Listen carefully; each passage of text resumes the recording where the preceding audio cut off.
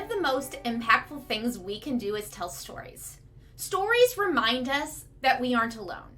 Stories show us transformation and give us hope. And stories show the moment of decision when things will never be the same again. With that in mind, let me tell you a story about a dealer named Mark. From the moment that Mark walked up to the registration desk at boot camp, we could tell this man had never met a person that he hadn't called his friend. As he introduced himself and shared the name of his dealership, his booming, jovial laugh made everyone around him look and smile. Mark started his dealership over 20 years ago. Over those 20 years, he had a lot of really good years where he and his family felt like they were on top of the world. They carried a respected brand, and they ran a great dealership that was a staple of their community.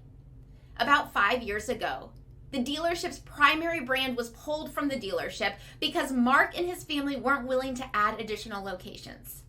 In a moment, over 90% of the inventory was taken from the dealership. To say that this was a shock to the dealership as a whole would be an understatement. Over the last 5 years, Mark and his family worked relentlessly to reinvent themselves and their dealership. But despite everything they did, they just didn't seem to gain the momentum that the dealership once had.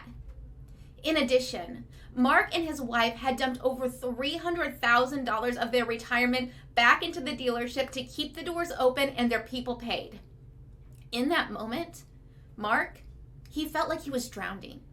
He knew what the dealership could be and didn't want to call it quits, but he didn't know how to bring back what once was. When Mark walked into boot camp that day, he was on his last straw. Not that you could tell that from the outside. During one of the sessions, we talked about how many times in your dealership you are doing 90% of the things right, but how we need to identify the 10% and focus on changing and adapting those.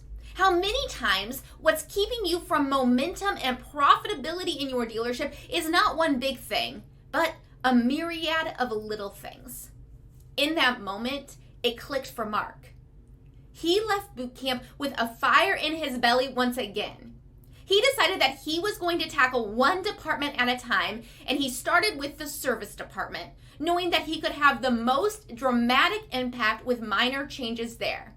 And at this point, Mark and his team needed dramatic changes. He started using our Dealer Toolbox and had all of his technicians sit in the break room together over lunch.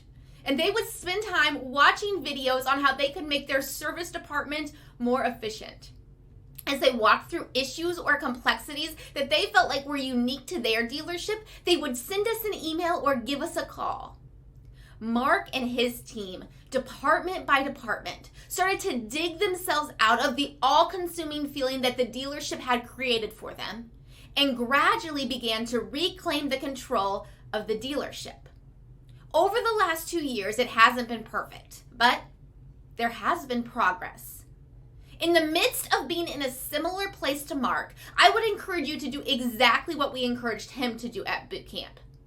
Pick one department you want to focus on and start making one small incremental change. After you have that in place, make another small change in the department.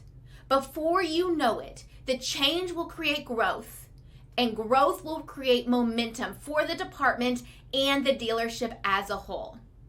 Just like Mark, my guess is that you are probably already doing a lot of things right.